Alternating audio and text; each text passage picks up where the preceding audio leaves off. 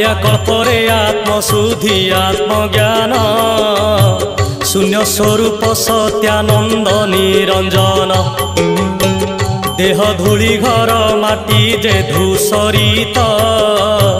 प्राण पंजुरी रे आत्मा क्रीड़ा रे रत आत्मशोधन रे प्राण हुई शुद्धि कृपा कटाक्षे चाहती से कृपा निधि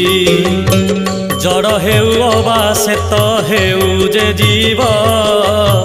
सकले से ही शून्य ब्रह्मर उद्भव परम आत्मा करेणु अटई जे आत्मा प्रभु करती भेद भाव कु क्षमा